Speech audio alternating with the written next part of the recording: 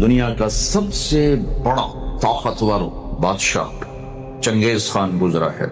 آج اس کی قبر کا نشان نہیں، اس کی قوم کا نشان نہیں، اس کے شہر کا نشان نہیں. دنیا کا خوبصورت شہر تھا قراقرم، جو اس کا کیپٹل تھا.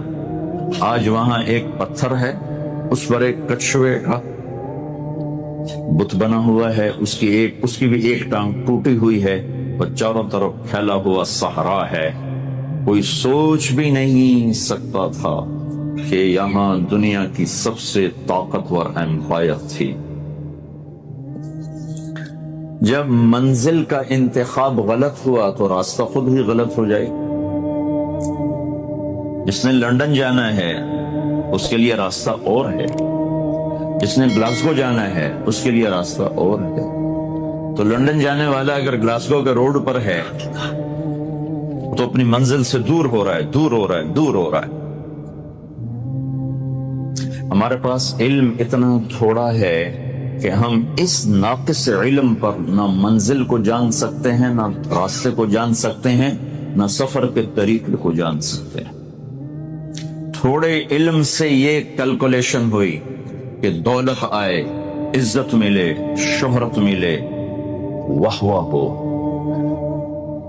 پوری دنیا ظلم و ستم سے بھر گئی، پوری دنیا میں آگ لگ گئی. جتنا آج کمزور انسان مظلوم ہے شاید ہی کبھی ہو. پیسہ آنا چاہیے، ڈرگز بیچو، لاکھوں کروڑوں جوانوں کی زندگیاں برباد ہو گئیں، لیکن میرے پاس پیسہ آنا چاہیے کیونکہ ڈرگ سے جو پیسہ آئے گا بہت زیادہ ہوگا، لہذا آنا چاہیے. لوگوں کے گھر لوٹتے ہیں تو لٹ جائیں، ڈاکہ ڈالو، قبضے کرو، غلط پیپر بناؤ. آج کل وہ ہیک کر لیتے ہیں، بیٹھے بیٹھے لوگوں کی کمائیاں لوٹ لیتے ہیں. کیوں؟ پیسہ آنا چاہیے. تو انسانیت سسک کے رہے گا.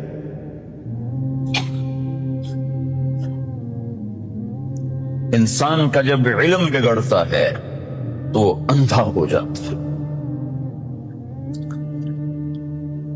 عمل بگڑے، علم صحیح ہو تو واپس آنے کی امید ہے.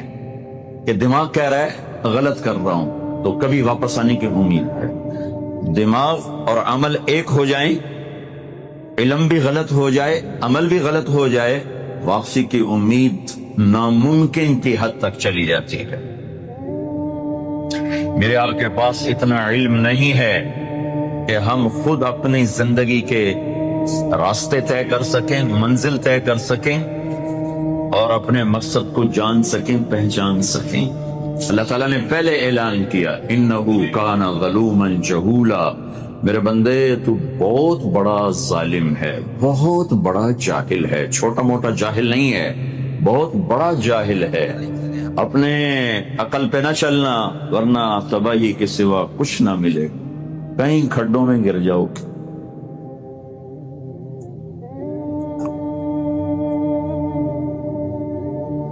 کان الانسان عجولا، میرے بندے تو بڑا جلد باز ہے، تیرے اندر صبر نہیں ہے. دیکھنا کہیں غلط فیصلہ، اپنی عقل پہ چلو گے تو غلط فیصلے کرو گے. وکان الانسان اکثر شیء جدلا، تمہارے اندر غصہ ہے، جلدی غصے میں آتے ہو، لڑتے ہو، لوگوں کے حق مارتے ہو. اپنی عقل پہ نہ چلنا، غصہ عقل کو کھا جاتا ہے. وکان الانسان قتورا، میرے بندے تو بڑا کنجوس ہے، بخیل ہے. پیسہ دے دوں تو اور کی ہوس لگ جاتی ہے، سمیٹنے کے لیے اوروں پر ڈاکے ڈالتا ہے. ایک بدماش ڈاکو ہے جو گن پوائنٹ پہ پیسے لے لیتا ہے، ایک مہذب ڈاکو ہے جو بڑے وائٹ کالر کے ساتھ لوگوں کی جیب سے پیسے نکال لیتا ہے. جتنے انفیئر مینز ہیں مال کمانے کے، یہ سب وائٹ کالر ڈاکو ہے. میرے بندے وَكَانَ الْإِنسَانُ كَفُورًا، تو ناشکرا بہت ہے. تھوڑی سی تکلیف آ جائے تو میرے سارے احسان بھول جاتا ہے. تو لہٰذا تو اس قابل نہیں ہے کہ اپنی منزل طے کر، راستے طے کر. کسی اور سے پوچھ جو جاننے والا ہو، اس سے پوچھ جس کا علم کامل ہو. جب زمین آسمان میں نظر دوڑائی تو اللہ کے سوا کوئی ہے نہیں جس کا علم کامل ہو، چونکہ علم کامل کے لیے ضروری ہے کہ ہر شے اس کی آنکھوں کے سامنے ہو، جو گزر گیا وہ، جو موجود وہ، جو آنے والا وہ۔ اس کے لیے ضروری ہے کہ وہ ہر زمانے میں موجود ہو، اس کے لیے ضروری ہے کہ وہ ابتدا انتہا سے پاک ہو، اس کے لیے ضروری ہے کہ کوئی چیز اس سے چھپی ہوئی نہ، اس کے لیے ضروری ہے کہ اس سے اوپر کچھ نہ ہو جس کو دیکھنے میں مشکل پیش آئے۔ تو جب یہ صفات میں ڈھونڈتا ہوں تو صرف اللہ بچتا ہے جس میں یہ سب کچھ ہے، باقی سب کہیں نہ کہیں آ کے رک رہے ہیں۔ جو پیدا ہوا جسے موت آئی، جو پیدا ہوا جسے موت آئی، اس کی پیدائش سے پہلے بھی بہت سا جہان ہے اور اس کے مرنے کے بعد بھی بہت سی کائنات ہے، لہذا سکڑ گئی بات، علم سکڑ گیا۔ میں نے اللہ کو ڈھونڈا تو اس نے اپنا تعارف کروایا، اللہ لا الہ الا ہو الحی القیوم، میں وہ ہوں جو موت سے پاک ہوں، الحی، میں وہ ہوں جو ہمیشہ کے لیے قائم ہوں۔ مجھے قائم رہنے کے لیے روٹی بھی چاہیے، پانی بھی چاہیے۔ روٹی پانی نہ ملے، نیند نہ ملے، میں قائم نہیں رہ سکتا۔ مجھے زندہ رہنے کے لیے روح چاہیے، روح نکل جائے تو ابھی یہ ڈیڈ باڈی ہوگی۔ تو میرا اللہ کہتا الحی، مجھے کسی روح کی ضرورت نہیں، القیوم، مجھے کسی شے کی حاجت نہیں، اپنی ذات میں زندہ، اپنی ذات میں قائم۔ پھر جو سو گیا تو سوتے سوتے جو ہوا وہ تو نہیں جانتا، پھر جو اونگنے لگا تو بیٹھ کے بھی اسے نہیں خبر۔ لطیفہ سنو، گورنمنٹ کالج لاہور کی بات، ہسٹری کا ہو رہا تھا لیکچر، تو پروفیسر صاحب بتا رہے تھے ڈیزرٹ، اپنا گوبی، صحرائے گوبی، پتہ نہیں کہاں سے پرانی بات، 40 سال پرانی بات ہے، تو وہ صحرائے گوبی بتا رہے تھے۔ پیچھے ایک اسٹوڈنٹ جو وہ ایسے اونگ رہا تھا، تو انہوں نے اس کا رول نمبر 56 کیسا، ویئر از صحرائے گوبی ڈیزرٹ کا؟ سر چھنگا مانگا۔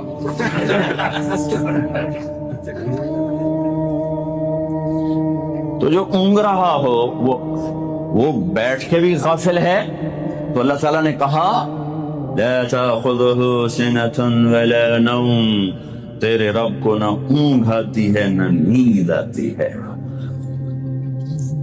پھر بھولنے سے بات غلط ہو جاتی ہے تو میرے رب نے کہا لا ما کان ربک نسیا، تیرا رب بھول سے پاک ہے۔ پھر کوئی چیز نظروں سے آگے پیچھے ہو جائے تو کیلکولیشن غلط ہو جاتی ہے، تو میرے رب نے کہا لا یعزب عن ربک من مثقال ذرہ سواء منکم من اسر القول ومن جہر به ومن هو مستخف باللیل وصارب بالنہار، يعلم ما بين أيديهم وما خلفهم، يعلم ما يلج في الأرض وما يخرج منها وما ينزل من السماء وما يعرج فيها وهو معاكم أينما كنتم والله بما تعملون بصير، له ملك السماوات والأرض وإلى الله ترجع الأمور۔ اللہ ایک ہی ہستی ہے جسے اپنی تعریف اپنے منہ سے سجتی ہے اور وہ اللہ ہے۔ پھر اس کے بعد ایک دوسری ہستی ہے جس سے اپنے منہ سے تعریف سجتی ہے، وہ میرے اللہ کا حبیب و رسول صلی اللہ علیہ وسلم ہے۔ اس کے علاوہ جو اپنی تعریف آپ کرے گا وہ دھوکے میں ہے بیچارہ، پتہ نہیں ہے اسے۔ تو جو چیزیں علم کے خلاف ہیں، علم کو کمزور کرتی ہیں، اللہ ان سے پاک ہے۔ دیکھنا کیسا ہے اللہ کا؟ کس طرح دیکھتا ہے کہ اندھیرے میں چلو، روشنی میں چلو، تیرا رب دیکھتا ہے۔ ایک رائے کے برابر کوئی چیز تیرے اللہ کی نظر سے چھپی ہوئی نہیں ہے۔ زمین کے اندر تہ میں کیا ہے اللہ دیکھ رہا ہے، اوپر کیا ہے اللہ دیکھ رہا ہے، آسمان کے نیچے کیا ہے اللہ دیکھ رہا ہے، آسمان کے اوپر کیا ہے اللہ دیکھ رہا ہے۔ میں نے رائٹ دیکھا تو مجھے لیفٹ والے نظر نہیں آ رہے، میں نے لیفٹ دیکھا تو اب رائٹ والے نظر نہیں آ رہے، میں نے پیچھے دیکھا تو آگے والے نظر نہیں آ رہے، لیکن میرا رب کہتا ہے لا یعزب عن ربک من مثقال ذرہ، آسمان دیکھوں زمین نہیں چھپتی، زمین دیکھوں سمندر نہیں چھپ سکتے، سمندروں کو دیکھوں پہاڑ اوجھل نہیں، پہاڑوں کو دیکھوں تو جنگل سے غافل نہیں۔ ہوئے ہوئے ہوئے ہوئے، آپ کے انگلینڈ میں کتنے درخت ہیں اور پوری دنیا میں کتنے درخت ہیں، اور برازیل کا جنگل جو دنیا کا سب سے بڑا جنگل ہے اور پوری ہماری فضا کو 60% آکسیجن سپلائی کر رہا ہے، کینیا کے جنگل، ایوری کوسٹ کے جنگل، گینی کوراکری کے جنگل، اور میرا رب کہتا ہے جنگل چھوڑو، جتنے دنیا میں درخت ہیں ان کے پتے بھی تیرے اللہ نے گنے ہوگے، پھر جو گرتے ہیں، اب آپ کے موسم شروع ہو گیا پتوں کے جھڑنے کا، تو چاروں طرف پتے گرے پڑے ہیں، تو میرا رب کہتا ما تسقط من ورقۃ الا يعلمها، آج کتنے پتے گرے تیرے اللہ کے علم میں ہے، کل کتنے گرے تھے وہ بھی جانتا ہے، پورے سیزن میں کتنے گرے ہیں وہ بھی جانتا ہے، اور ابھی جو کل گریں گے وہ بھی جانتا ہے۔ ولا حبة في ظلمات الارض ولا رطب ولا يابس الا في كتاب مبين، کوئی خشک، کوئی تر، کوئی دانا، کوئی گٹھلی، کوئی سیڈ، کوئی بیج زمین کے اندر، تہ کے اندر، پہاڑ کے اندر، غار کے اندر، پانی کے اندر، جہاں بھی ہے تیرے رب کی نظر اس کے اوپر پڑ رہی ہے۔ فرشتوں کو دیکھے تو جن بھی سامنے، جنات کو دیکھے تو انسان سامنے، انسانوں کو دیکھے تو پرندے سامنے، پرندوں کو دیکھے تو جانور سامنے، جانوروں کو دیکھے تو مچھلیاں سامنے، مکھی، مچھر، پتنگے، پروانے تک پر اس کی نظر چلتی ہے۔ لہذا ایسا دیکھنے والا یہ دعویٰ کر سکتا ہے کہ میرا علم کامل ہے۔ پھر جس کی ابتدا نہ ہو، اللہ اپنا تعارف کراتا ہے نا، پورے قرآن میں تعارف کراتا ہے۔ میں سورہ حدید کا شروع پڑھتا ہوں، سبح للہ ما فی السماوات والارض وهو العزیز الحکیم۔ میرے بندو، لندن والو نہ پڑھو میری تسبیح، مجھے کیا فرق پڑتا ہے، کل کائنات میری تسبیح پڑھتی ہے، میں عزت و حکمت والا، لہو ملک السماوات والارض، میں زمین آسمان کا بادشاہ، یحیی و یمیت، زندگی موت کا مالک، وہو علی کل شیء قدیر، ہر چیز پہ قادر۔ اب اللہ لانا چاہتا ہے کہ ہر چیز کا علم بھی میرے پاس ہے، تو ہر چیز کا علم میرے پاس ہے، اس دعوے کے لیے پہلے دلیل لاتا ہے۔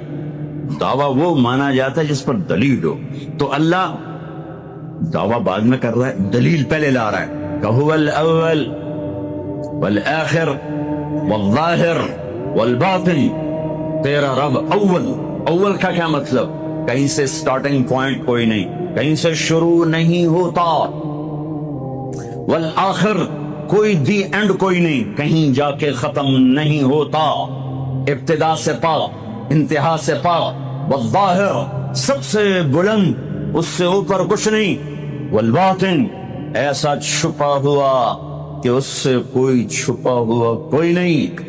ان چار لفظوں کو میرے نبی نے کیا، اللہم انت الاول فلیس قبلک شیء، تو اول تجھ سے پہلے کچھ نہیں، وانت الآخر فلیس بعدک شیء، یا اللہ تو سب سے آخر میں، تیرے بعد کچھ نہیں، وانت الظاہر تو بلند، ولیس فوقک شیء تیرے اوپر کچھ نہیں، وانت الباطن اور تو چھپا ہوا، فلیس دونک شیء تجھ سے کوئی چیز چھپی ہوئی نہیں ہے۔ تو جب چار باتیں میرے رب کے اندر ہیں تو اب دعویٰ سنو، تو دعویٰ کیا کہ هو الاول والآخر والظاہر والباطن، میں اول، میں آخر، میں ظاہر، میں باطن، کوئی اللہ کے سوا دکھا دو، کوئی اللہ کے سوا دکھا دو جو اول آخر ظاہر باطن ہو، کوئی اللہ کے سوا دکھا دو، نہیں ہے۔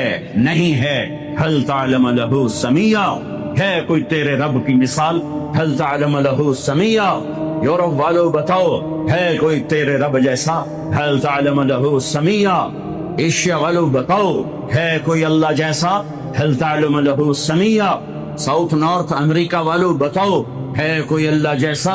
هل تعلم له سمیہ؟ آسٹریلیا والو بتاؤ ہے کوئی اللہ جیسا؟ هل تعلم له سمیہ؟ افریقہ والو بتاؤ ہے کوئی اللہ جیسا؟ نہیں ہے، نہیں ہے، نہیں ہے۔ لیس کمثلہ شیء۔ اللہ تعالیٰ کہتا ہے میں کس چیز سے تشبیہ دوں؟ اپنا، میرا جیسا ہے ہی نہیں، تشبیہ کیا دوں؟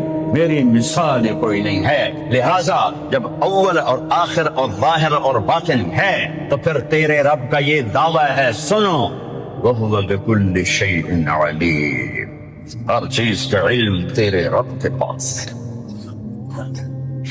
میں اللہ کے علم کو بیان کر کے ایک بات کرنا چاہتا ہوں کہ جو منزل اللہ تمہاری طے کرے وہ اپنی منزل بناؤ، جو راستہ اللہ تمہارا طے کرے وہ راستہ اپنا راستہ بناؤ۔ پھر چونکہ راستہ دیکھا ہوا نہیں ہے، کسی سے پوچھنا پڑے، آپ لوگوں نے راستے نہیں دیکھے تو آپ کو رہبر ملا ہے، نیویگیشن، وہ آپ کا رہبر ہے، وہ غلط لے جائے، غلط چلتے جاؤ، کبھی وہ بھی تو غلط ہو جاتا ہے۔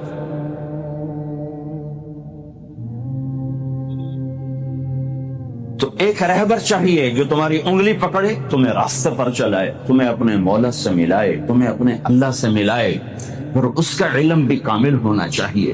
تو اللہ تعالیٰ نے اپنے ساری آدم کی نسل کو دیکھا، میرے نبی نے فرمایا اللہ نے ساری آدم کی نسل کو دیکھا، ان اللہ تخیر القبائل فاختار العرب، ساری آدم کی نسل میں سے عرب کو چنا، ثم تخیر العرب فاختار مدر، پھر سارے عرب کی چھانٹی کر کے اس میں سے مضر کو چنا، ثم تخیر مدر، پھر سارے مضر کو چھانٹا اور اس میں سے اختار قریش، قریش کو چنا، ثم تخیر قریش فاختار ہاشم، پھر سارے قریش میں سے ہاشم کو چنا، میرے نبی کے پردادا، ثم تخیر بنی ہاشم، پھر ہاشم کی نسل کو دیکھا، فاختارنی، پھر اللہ نے مجھے چنا، انا خیرکم ابن و نفسا، میرے جیسا عالی انسان کوئی نہیں اور میرے جیسا عالی خاندان کوئی نہیں، کوئی ایسا نہیں جس کا نسب آدم تک جائے، یہ میرا حبیب ہے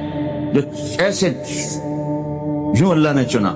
آپ کو وجود میں آنے کے لیے 10,000 سال چاہیے تھے، کہ چیز کو پیوریفائی کرنے کے لیے پروسیس ہوتا ہے، پروسیس ہوتا ہے، پروسیس ہوتا ہے، اس پروسیس سے گزر کر ہی چیز بنتی ہے۔ 10,000 سال اللہ نے کائنات کو گھمایا گھمایا گھمایا گھمایا، حبیب لانا ہے، حبیب اللہ کو لانا ہے، محمد و احمد کو لانا ہے، حاشر اور عاقب کو لانا ہے، فاتح و خاتم کو لانا ہے، ابو القاسم طہ یاسین کو لانا ہے، مبشر نذیر داعی الی اللہ کو لانا ہے، شاہد ہادی کو لانا ہے، مزمل مدثر کو لانا ہے، رحمت للعالمین کو لانا ہے، کافۃ للناس بشیر و نذیر کو لانا ہے، کل کائنات کے انسانوں جنات کے نبی اور رسول کو لانا ہے، اور اپنے حبیب کو لانا ہے۔ تو یہ وقت لگنا ہی تھا، لگنا ہی تھا۔ ساتوں زمین آسمان کی چکی چلی اور میرے رب کی قدرت کا شاہکار شاہکار شاہکار، نہ ماں نے ایسا جنا، نہ ماں ایسا جن سکتی ہے۔ وَأَحْسَنَ مِنْكَ لَمْ تَرَ قَطُّ عَيْنِي، قربان جاؤں حسان کے 2 شعر پر، آپ جیسا حسین میری آنکھ نے نہیں دیکھا۔ وَأَجْمَلَ بِنْكَ لَمْ تَلِدِ النِّسَاءُ، اور آپ جیسا عالی خاندان کسی ماں نے نہیں جنا۔ ہاں، حضرت عائشہ فرماتی ہیں یوسف علیہ السلام کو دیکھا عورتوں نے تو ہاتھ کاٹے، میرے محبوب کو دیکھتی تو دل چیر کے بیٹھ جاتے۔ اللہ کے حبیب، حبیب، حبیب اللہ، خلیل، الخلیل بھی اللہ نے کہا، حبیب بھی کہا، کلیم بھی کہا۔ اے محمد، احمد، حاشر، عاقب، فاتح، خاتم، ابو القاسم طہ یاسین، شاہد، مبشر، نذیر، داعی الی اللہ، سراج منیر، ہادی، مہدی، ہادی، مہدی، مزمل، مدثر، محمد بن عبد اللہ بن عبد المطلب بن ہاشم بن عبد مناف بن قصی بن کلاب بن مرہ بن کعب بن لوی بن غالب بن فہر بن مالک بن نضر بن كنانة بن خزيمة بن مدركة بن إلياس بن مضر بن نزار بن معد بن عدنان بن أود بن هميسع بن سلامان بن عوس بن بوز بن قموال بن أبي بن عوام بن ناشر بن حزاء بن بلداس بن يدلاف بن طابخ بن جاحم بن ناحش بن ماخي بن عيفي بن عبقر بن عبيه بن الدعاء بن حمدان بن سنبر بن يثربي بن يعزم بن يلحل بن إرعوى بن عيدي بن زيشان بن عيسى بن أقناط بن إيهام بن مقصر بن ناحث بن زارع بن سمي بن مزي بن عوض بن عرام بن قيدار بن إسماعيل بن إبراهيم بن آذر بن ناحور بن سروج بن رعور بن فائج بن عابر بن أرفخشاد بن سام بن نوح بن دامك بن متوشالح بن إدريس بن يرد بن ملهلئيل بن قينان بن آنوش بن شيس بن آدم علیہ الصلاۃ والسلام۔ قرآن ہمیشہ سچا ہوتا ہے۔ مسٹر بیسٹ کی اس ویڈیو کو دیکھیے جب مسٹر بیسٹ اور اس کی ٹیم مصر میں موجود پیرامڈز کے اندر ایکسپلور کر رہے ہوتے ہیں۔ ایک ایکسپلینر مسٹر بیسٹ کو دیواروں پر بنی ڈرائنگز کی حقیقت بتا رہا ہوتا ہے کہ یہ ڈرائنگز ان کے ہزاروں سال پہلے کے کلچر کو ریپرزینٹ کرتی ہیں، اور یہ بھی بتا رہا ہوتا ہے کہ مصر کے لوگ شراب کیسے بناتے تھے۔ یہاں انگوروں کو کچلا جا رہا ہے اور شراب کو بوتل بند کرنے کی پرکریا ہو تو رہی یہ ہے۔ جیسے ایک یوٹیوب ویڈیو ہے لیکن 5000 یہ سال ایک کیسے ویڈیو ہے؟ اور یوسف کے ساتھ دو اور نوجوان قید خانے میں داخل ہوئے۔ ان میں سے ایک نے ایک دن یوسف سے کہا کہ میں خواب میں اپنے آپ کو دیکھتا ہوں کہ میں شراب نچوڑ رہا ہوں۔ اور قصہ یوسف تو آپ کو یاد ہی ہوگا۔ اس ویڈیو کو شیئر ضرور کیجیے گا۔ کیا آپ نے کبھی سوچا ہے کہ سمندر کے اندر بھی زمین پھٹتی ہے، آگ ابلتی ہے، اور پانی کے نیچے والکینوز ایسے پڑتے ہیں کہ پورا سمندر ابلتا ہوا نظر آتا ہے۔ پانی کے نیچے آگ، یہ منظر جتنا خطرناک ہے اتنا ہی حیران کر دینے والا بھی۔ آج سائنس ہمیں بتاتی ہے کہ سمندر کے اندر ہزاروں انڈر واٹر والکینوز ہیں۔ جب یہ والکینوز پھٹتے ہیں تو لاوا، دھواں اور بادل اوپر کی طرف برسٹ ہوتے ہیں۔ کبھی کبھی یہ ایرپشن اتنا بڑا ہوتا ہے کہ سیٹلائٹ سے بھی بادل اور دھواں نظر آتا ہے۔ اتنی گہرائی میں، اتنے پریشر میں یہ بلاسٹ، کتنا پاورفل سین ہوتا ہوگا نا۔ اللہ تعالیٰ قرآن پاک میں قیامت کے ایک منظر کو بیان کرتے ہوئے فرماتے ہیں اور سمندر کو جب بھڑکا دیا جائے گا۔ ایک اور جگہ فرماتے ہیں کہ اور جب سمندر ابال دیے جائیں گے۔ ذرا سوچئے، جو انسان ریگستان میں رہتا ہو، جس نے کبھی سمندر دیکھا بھی نہ ہو، وہ اتنی صحیح سائنٹیفک سچائی کیسے بتا سکتا ہے؟ یہ اس بات کا ثبوت ہے کہ قرآن کسی انسان کی سوچ نہیں بلکہ اس کریٹر کی کلام ہے جس نے سمندر کی گہرائیوں میں بھی آگ جلا رکھی ہے۔ اس ویڈیو کو شیئر ضرور کیجیے۔ اگر آپ کے زخم پر اسکیب بن جائے تو فوراً دل کرتا ہے کہ اسے اکھاڑ پھینک، تو کیا ایسا کرنا چاہیے؟ بالکل نہیں۔ اسکیب اصل میں آپ کے زخم کے اوپر نیچرل شیلڈ ہوتی ہے۔ اس کے نیچے نئے سکن سیلز بن رہے ہوتے ہیں جو ٹیشو کو ریپیئر کر رہے ہوتے ہیں۔ اسکیب زخم کو بیکٹیریا اور گندگی سے بچاتا ہے اور ہیلنگ پروسیس کو فاسٹ اور سیف بناتا ہے۔ اگر آپ اس اسکیب کو زبردستی اکھاڑ دیتے ہو تو ہیلنگ پروسیس ڈسٹرب ہو جاتا ہے، انفیکشن ہو سکتا ہے یا پھر پرماننٹ اسکار رہ جاتا ہے۔ یہ بھی اللہ کی حکمت ہے کہ جسم خود اپنی مرمت کے لیے ایک پروٹیکٹیو کور بنا لیتا ہے۔ کبھی کبھی کچھ نہ کرنا بہتر ہوتا ہے، بس صبر کرنا چاہیے۔ نیچر اور اللہ کا نظام خود ہی سب ٹھیک کر دیں۔